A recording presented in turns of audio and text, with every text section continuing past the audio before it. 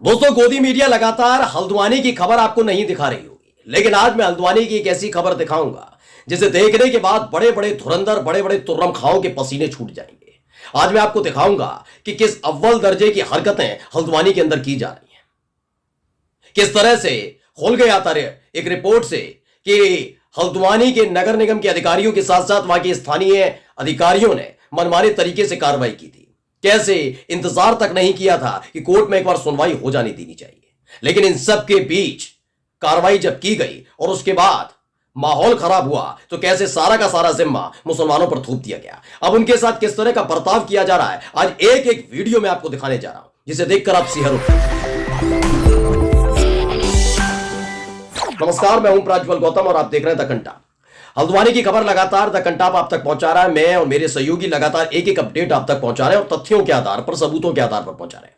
याद करिएगा, मैंने एक वीडियो आप तक पहुंचाई थी जिसमें पता चला था कि एक नहीं, दो नहीं, तकरीबन 5 यानी कि 4 तारीख को, 4 फरवरी को, जब मदरसा और मस्जिद जो हल्द्वानी के अंदर बनी हुई थी उसे गिराने का नोटिस दिया गया था। उसी वक्त 4 तारीख से पहले तकरीबन 5 इनपुट भेजे गए थे हल्द्वानी के अधिकारियों को। कहा गया था कि संवेदनशील मामला है, मस्जिद से जुड़ा मामला है, मदरसे से जुड़ा मामला है, थोड़ी संवेदनशीलता दिखाइएगा, गंभीरता दिखाइएगा, मनमाना तरीका ना होना चाहिए, बहुत सारी चीजों का ख्याल रखिएगा। लेकिन नहीं, मदरसा और मस्जिद को पहले सील कर दिया गया और उसके बाद जैसे ही मुस्लिम पक्ष पहुंचता है हाई कोर्ट, वहां पर 14 फरवरी की तारीख दी जाती है।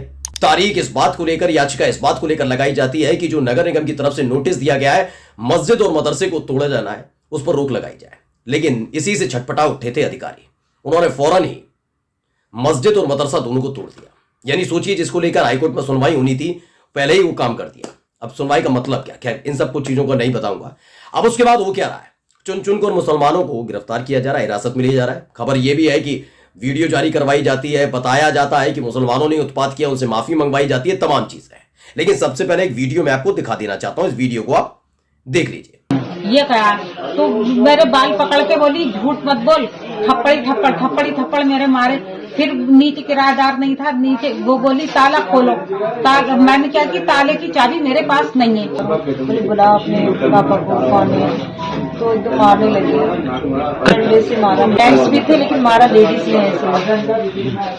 दरअसल मोहम्मद काशिफ अरसलान है, उन्होंने इसे ट्वीट किया। 2 महीना है, उन्होंने अपना जो बयान दिया आपने उनको सुनी लिया। बताया गया कोर्ट ने 14 फरवरी तक स्टे लगाया था। ये मोहम्मद काशिफ अरसलान कह रहे हैं। इनका कहना है फिर पुलिस प्रशासन द्वारा मस्जिद मदरसा क्यों तोड़ा गया। महिलाएं शांति से बैठकर विरोध कर रही थी, फिर पुलिस ने उन पर लाठीचार्ज शुरू कर दिया। पुलिस वालों के साथ लोकल हिंदू फायरिंग कर रहे थे, हल्द्वानी के लोगों का आरोप है। ये मैं नहीं कह रहा हूं, आपने वीडियो में सुन भी लिया, जो महिला आरोप लगा रही है आपने सुन भी लिया उनका क्या कुछ कहना था, माहौल खराब कैसे किया गया। क्योंकि यही कुछ इस तरह की तस्वीर याद करिएगा हरियाणा के नूह में भी थी। हरियाणा के नूह में वहां के रहने वाले मुसलमानों को तो छोड़ ही दीजिए, मुसलमान तो इस देश में उत्पाती हो गया है, दंगाई हो गया है, माहौल खराब करने वाला हो गया है, सरकारी तौर पर, आधिकारिक तौर पर। लेकिन नूह में रहने वाले हिंदुओं ने आगे आकर कहा था यहां के मुसलमान या हिंदुओं ने माहौल खराब नहीं किया था, बाहर से ये लोग आए हुए थे जो है उत्पात काट रहे थे। लेकिन सरकार सुनेगी किसकी, किसी की नहीं। वहां पर भी क्या किया गया, मुसलमानों को टारगेट किया गया, वहां पर उनको गिरफ्तार किया गया, कई लोगों को हिरासत में लिया गया, उनकी बस्तियों को झाड़ दिया गया, बुलडोजर चल रहा था। यही काम अब किया जा रहा हल्द्वानी के अंदर। धारा 144 और उसके तहत पूरे से शहर में सन्नाटा। तो क्या किया, दौड़ाया जा रहा है बुलडोजर, जहां जहां दिख रहा है उर्दू नाम वाले लोग, उनकी दुकान मकान को गिराया जा रहा है। ये कहकर अतिक्रमण है। खैर, खबर जो है, खबर महत्वपूर्ण खबर पहले पढ़ लीजिए क्या लिखा है। हल्द्वानी हिंसा के बाद पलायन, 500 परिवारों ने छोड़ा घर। मुख्य आरोपी को 2.4 करोड़, तकरीबन 2.5 करोड़ की वसूली का नोटिस है। इसमें बताया गया है कि उत्तराखंड के हल्द्वानी स्थित बनभूलपुरा इलाके से मुस्लिम परिवार पलायन करने लगे। कमोबेश 500 परिवारों ने अपना घर छोड़ दिया और सुरक्षित स्थानों पर चले गए। इस खबर को मुस्लिम स्पेस ने ट्वीट किया और जो लिखा है, एक एक शब्द को बहुत ध्यान से पढ़ना चाहिए, बारीकी से पढ़ना चाहिए। क्या है, 500 मुस्लिम परिवारों ने छोड़ा घर। मदरसे के संचालक को तकरीबन 2.5 करोड़ की वसूली का नोटिस है, यानी 2 करोड़ 40 लाख का। 30 मुस्लिम आरोपी को जेल भेजा गया है। मदरसे के संचालक अब्दुल मलिक, जिसको कथित मुख्य आरोपी बनाया गया है, को हल्द्वानी हिंसा में नुकसान की भरपाई के लिए 2 करोड़ 40 लाख रुपए की वसूली का नोटिस नगर निगम ने भेजा है। उत्तराखंड के हल्द्वानी स्थित बनभूलपुरा इलाके से मुस्लिम परिवार पलायन करने लगे हैं। 500 मुस्लिम परिवारों ने अपना घर छोड़ दिया और सुरक्षित स्थानों पर चले गए।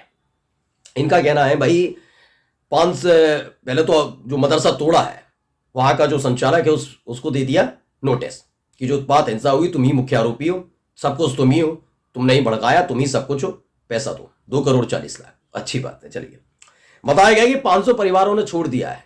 माहौल ऐसा बन चुका है हल्द्वानी के अंदर कि 500 मुस्लिम परिवारों ने इलाका छोड़ दिया है।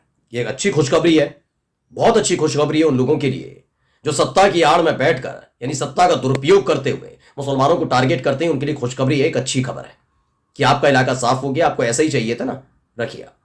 बहुत अच्छे काम कर रहे हैं, देवभूमि ये वो तमाम तरह की बातें निकालकर आपने जो किया अच्छा कर रहे हैं। लेकिन आज के बाद ये मत कहना सबका साथ सबका विकास, ये ड्रामेबाजी बंद करना। क्या, हालांकि प्रशासन ने इलाके में एंट्री एग्जिट बैन कर दी है। पुलिस का मानना है कि इलाके को खुले रखने से दंगाई भाग सकते हैं।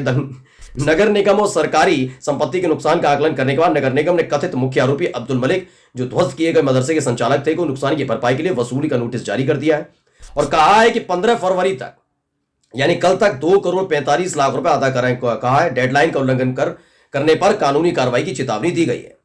वहीं दूसरी तो 400 घरों में सर्च अभियान चलाया गया। 27 संदिग्धों को हिरासत में लेकर उनसे पूछताछ शुरू की। वहीं पुलिस के मुताबिक पहले से हिरासत में मौजूद 35 लोगों को पूछताछ के बाद छोड़ दिया गया। गोलापार स्थित कुंवरपुर इंटर कॉलेज में अस्थायी जेल में हिरासत में मौजूद लोगों की संख्या 150 तक पहुंच चुकी है। इन सभी से पुलिस पूछताछ कर रही है। पूछताछ में कई लोगों के मोबाइल से वीडियो और फुटेज भी मिले हैं। इन्हें पुलिस ने कब्जे में लेकर साक्ष्य जुटाना शुरू कर दिया है। ये तमाम चीजें मैं इसलिए बता रहा हूं दोस्तों क्योंकि सेम यही घटना, ज्यादा दिन पुरानी बताऊंगा तो आप कहेंगे मैं नूह से क्यों जोड़ रहा हूं इन सब चीजों को। नूह में भी कुछ इसी तरीके से एक ही समुदाय को टारगेट किया गया था। सवाल है कि उन अधिकारियों का क्या, ये 2,45,00,000 लेने चाहिए, इस आदमी से लेने चाहिए, मदरसे के संचालक से लेने चाहिए।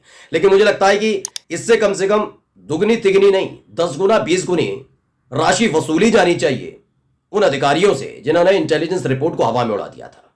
नहीं दें तो उनको जेल में ठूस देना चाहिए। ये राय मैं इसलिए दे रहा हूं कि इनकी जिम्मेदारी बनती थी।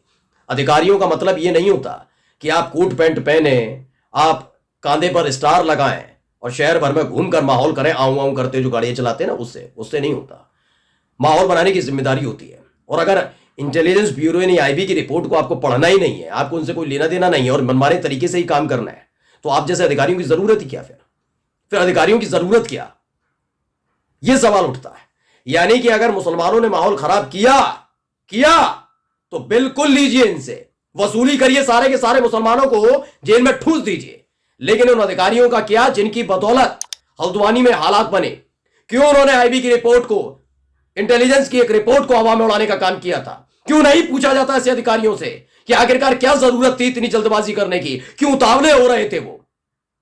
इनसे सवाल नहीं पूछा जाएगा, ना इनसे भरपाई कराई जाएगी। इनसे भरपाई होगी ना, यकीन मानकर चलिए ठीक हो जाए, लेकिन नहीं, ये सारा काम हो इसीलिए रहा है ना, जो चाहते हैं लोग मुस्लिम घर छोड़कर चले जाना, माइक पर चीखते हैं। ये तो हल्द्वानी में भी हुआ, उत्तराखंड के अलग अलग हिस्सों में हुआ।